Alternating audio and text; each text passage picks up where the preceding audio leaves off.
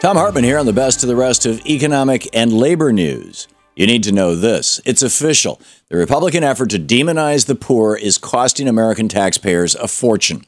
According to a recent article by Matt Agorist of the Free Thought Project, drug testing welfare recipients has done nothing except disprove decades of right-wing talking points.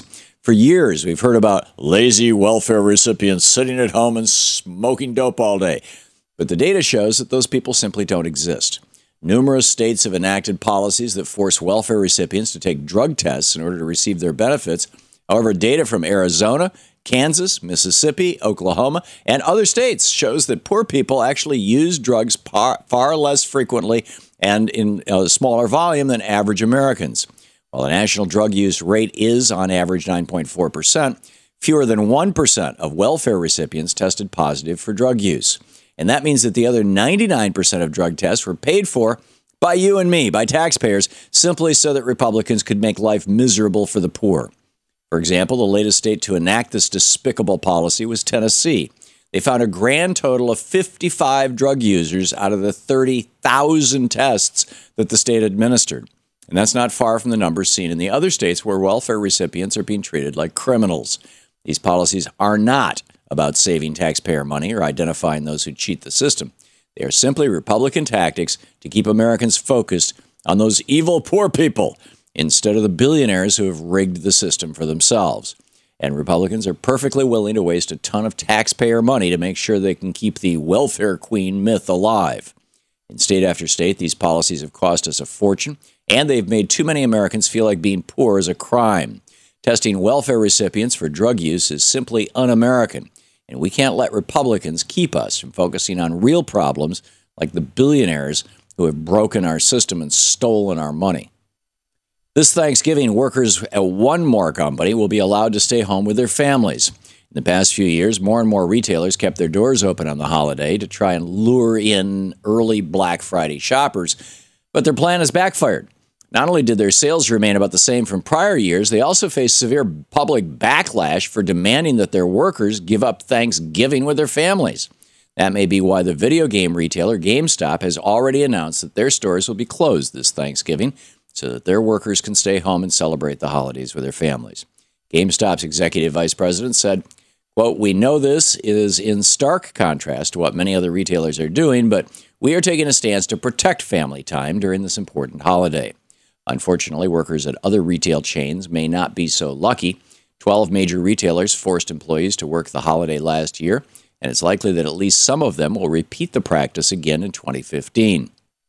Although we may not be able to stop these companies from opening their doors, we can stand up for workers by shopping at retailers that respect their employees. The real end goal of austerity is now clear in the United Kingdom. Last week, the British government announced that it was selling off its final stake in the UK's state-run mail service, which completes the privatization of the Royal Mail system.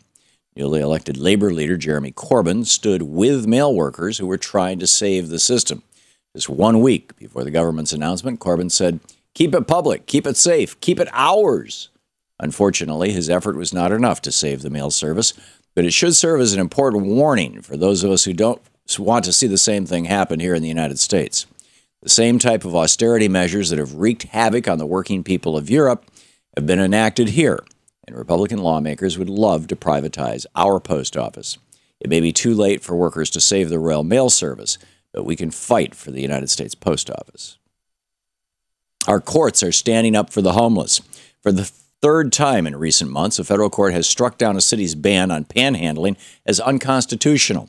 That anti-homeless ordinance was recently enacted in Grand Junction, Colorado, and it prevented people from asking for change in various locations around the city or anywhere at all after sunset.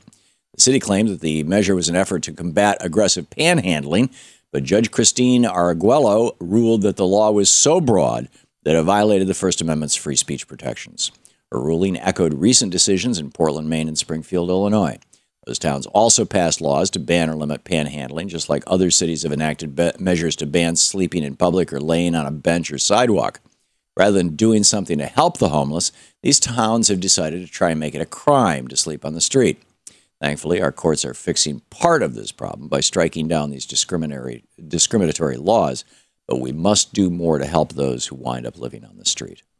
And finally, Congress may not be able to pass any student debt relief, but there is one surprising place that some struggling students may find some help with their loans. This week, Dennis Hoff, owner of the notorious Bunny Ranch, announced that his company will match the student loan payments made by his employees. He came up with the idea after a former employee came to work for him, drowning in student debt, and managed to pay off her student loans in only 2 months. And that worker is now completing her doctoral degree and working to help people who have sexual issues.